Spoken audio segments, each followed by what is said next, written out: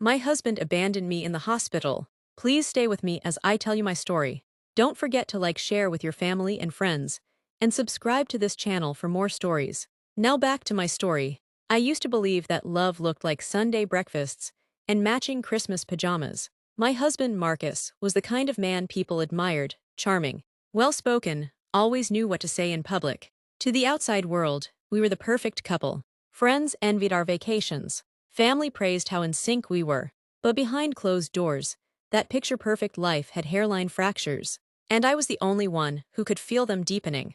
It started subtly: missed calls, rushed dinners, the way he'd flinch when I reached for his hand. At first, I thought it was stress. Work had him pulling longer hours. He was chasing a promotion, he said. So I gave him grace. I cooked, cleaned, kept things afloat.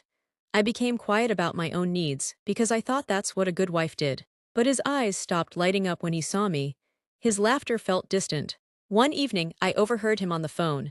His tone was tender. Too tender, I didn't catch the words. But I knew something wasn't right. Still, I said nothing. Not because I was afraid, but because I was ashamed. I didn't want to admit that the man I built my life around might be building one without me. Then came the day I felt a sharp pain in my side, one that wouldn't go away. I tried to power through it. Marcus barely noticed. He kissed me on the forehead and left for a work trip. I curled up on the couch, trying not to cry. I didn't know then that this pain would lead to the moment everything changed, and show me exactly who Marcus really was. The next few days blurred together: nausea, body aches, and an exhaustion that clung to my bones. I barely had the energy to stand. Yet I didn't want to bother Marcus. He had sent a quick text from his conference, promising to call later. He never did. By the third day, I could hardly keep food down. I finally called my sister, Nneka. She came over immediately, took one look at me, and said, "You're going to the hospital." At the ER, the nurse frowned at my vitals. Tests were run, hours passed. Then the doctor walked in with a clipboard and a furrowed brow. "We need to admit you. There's inflammation in your pancreas. Have you had any history of digestive issues?" I shook my head weakly. "No, none." He nodded slowly.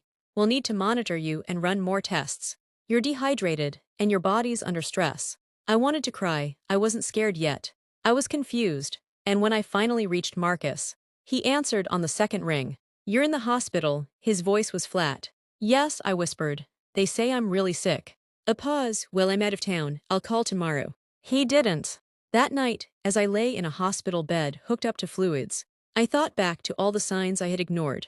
The sudden business trips, the way he flinched when I mentioned children, the passwords changed on our shared accounts. Was I really that blind? Or did I just love him so much that I let my heart make excuses? The beeping of the machines was the only thing that kept me grounded. I told myself, he's just stressed. He'll come tomorrow. He loves you. He'll come. But he didn't. By the fourth day, I had grown weaker. The IV kept me stable, but my strength was fading. Nneka visited every day, holding my hand, bringing food I couldn't eat, brushing my hair even though I barely noticed. The doctors were kind but direct. Tests were piling up, and more procedures were needed. My mind was too foggy to grasp the full picture. I only knew one thing: we couldn't afford this without our insurance. "Has your husband submitted the insurance details?" the billing coordinator asked gently one morning. I blinked. I thought he already did. She smiled, apologetic. "We've called twice. He hasn't returned our calls." My stomach twisted. I reached for my phone and called Marcus. Straight to voicemail. I texted him. The hospital says they need the insurance info. Please call them. Please." No reply. That evening, the hospital administrator came in. Her tone was firmer. "Without a guarantee of payment or insurance verification, we may need to discharge you."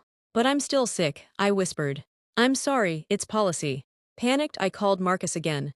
This time he answered. "What?" he said, annoyed. "The hospital, they need your help. The insurance." "I'm not doing it." Silence. "What?" I said, "I'm not paying for anything. Figure it out yourself, Ada." He hung up. The phone slipped from my hands. My breath caught in my throat. My mind screamed, but no sound came out.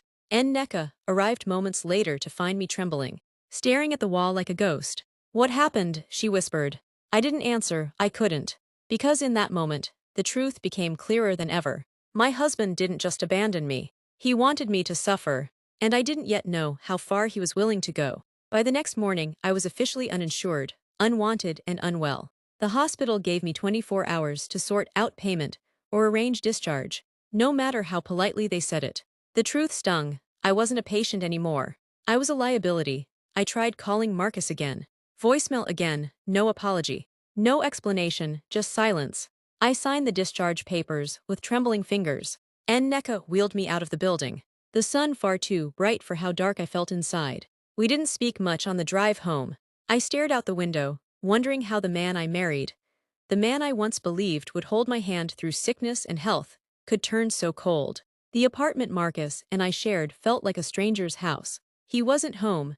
A note sat on the kitchen counter, staying at the condo for a while. Don't call me unless it's urgent. I laughed bitterly.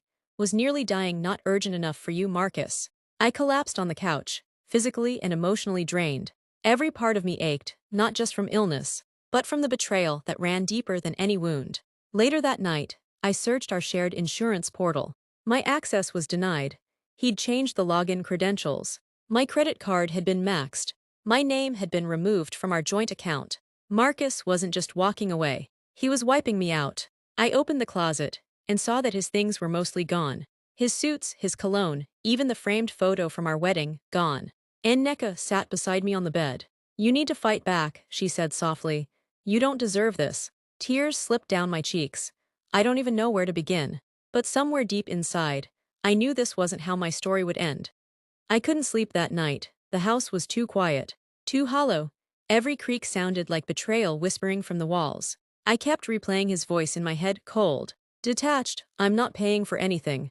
The next morning, I dragged myself out of bed and opened my laptop. If Marcus could pretend like our marriage didn't exist, I had to figure out why. I began digging. I started with our finances. That's when I discovered a bank account I hadn't known about. One opened in his name months ago, with steady withdrawals and deposits, transfers that didn't match his regular salary. I followed the trail and found something worse. A woman's name appeared repeatedly.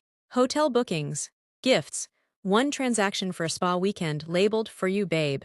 My stomach turned. He wasn't just leaving me to rot in a hospital bed. He had built an entire life on the side. The betrayal wasn't accidental. It was calculated. I printed everything.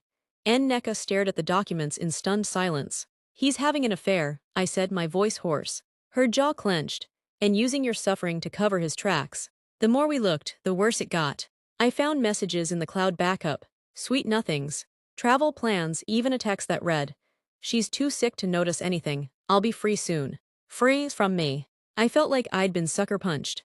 But beneath the hurt, something else stirred: rage. I had spent years building a home with this man, trusting him, loving him through every storm. And this was how he repaid me. I want to fight back, I whispered. And NECA looked at me. Then let's get to work. Because this time, I wasn't going to suffer in silence. Fueled by betrayal and barely recovered, I found myself standing outside Marcus's condo 2 days later. It was a sleek high-rise downtown, the kind of place he always claimed we couldn't afford together. I buzzed the door. No answer. I waited 5 minutes, then buzzed again. Finally, a woman's voice came through the speaker. Hello. I froze. Hi, I'm looking for Marcus. Silence. Then, who is this? I didn't answer, just stood there breathing heavy. After a few seconds, the door clicked open. I stepped inside the pristine lobby, walked to the elevator, and rode it in silence to the 12th floor. When the door opened, he was already standing at the hallway entrance. Marcus looked annoyed, not surprised. What are you doing here, Ada? He asked, arms folded. I held up the printed receipts and bank transfers. I knows about her, about everything. He didn't flinch. Then I guess there's nothing else to talk about. My throat burned. You left me in a hospital. Marcus, you refused to pay. I didn't ask you to go, he snapped. This marriage ended long before that. You were just too blind to see it. I stared at him. This wasn't the man I married. Or maybe it was, and I was only now seeing him for who he truly was. Keep the house, he said coldly. I'm done. He slammed the door in my face. I stood in the hallway, stunned, but not broken, because I had already begun filing paperwork. Divorce, asset tracing, a fraud claim for misusing joint accounts. With NECA's help, I had a lawyer and a plan. He thought I'd come to beg. He had no idea. I came to end it on my terms. The next morning, I walked into my attorney's office clutching a folder thicker than my marriage certificate. Receipts, texts, screenshots, bank records, everything. Mr. Hartfield, my lawyer, flipped through the documents in silence, his brow tightening with every page. This isn't just infidelity, he finally said. This is financial abuse. My stomach nodded. Can we prove it? He nodded. Absolutely. And we're not just filing for divorce, we're filing for compensation, misappropriation of marital funds, and emotional distress. I exhaled, not relief, just the slow, unfamiliar release of power I hadn't realized I'd been handing over for years. Within the week, Marcus was served, at work. I wanted it to sting. I wanted him to know I wasn't the weak woman he thought he could abandon. He didn't reply, but his lawyer did viciously. They tried to argue that I was emotionally unstable, that I fabricated the affair, that my illness was exaggerated. Classic deflection. But I had evidence, screenshots, recorded calls, eyewitnesses, even the hospital's record of his refusal to provide insurance. And through it all, Nneka never left my side. You're stronger than you think, she whispered one night after another legal call drained me. He underestimated you. I smiled weakly. I underestimated me too. The court date was set, but Marcus didn't wait that long. 2 nights before the hearing, I got a call from an unknown number. I answered, and his voice came through, shaky, different. Can we talk, he said, in person. I didn't reply. I simply hung up. I wasn't falling for the old game.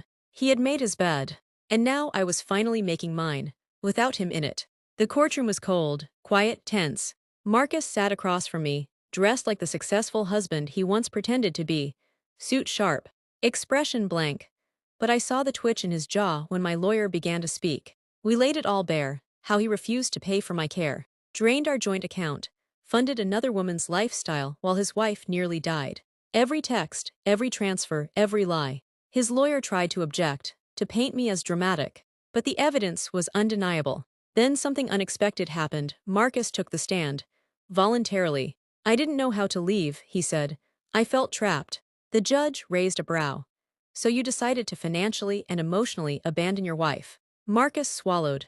I didn't think she'd survive anyway. Gasps rippled through the room. My stomach turned.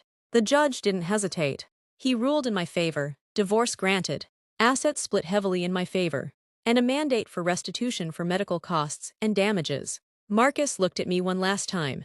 I didn't look back. The final papers arrived a month later. I was officially free. But freedom came with quiet. A silence that once would have terrified me. Now it felt peaceful. I began rebuilding slowly. I found freelance work I could manage remotely. I started therapy, not to dwell, but to heal. Nneka and I took walks often. Laughed again, planned a trip to the coast.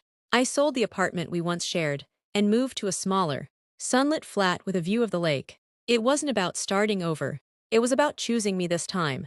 6 months later, I stood before the mirror in a navy dress, ready for an event I once thought I'd never attend again. My own life celebration. A small fundraiser for women recovering from abandonment and abuse. I was the keynote speaker. As I stepped on stage and looked into the crowd, I saw women like me, bruised but healing, scarred but strong. My name is Ada, I began, voice steady. And I was left to die, but I chose to live. Tears welled in their eyes, but they weren't from pity. They were from hope. And I had become living proof. Please like, share with your family and friends, and subscribe to our channel for more stories.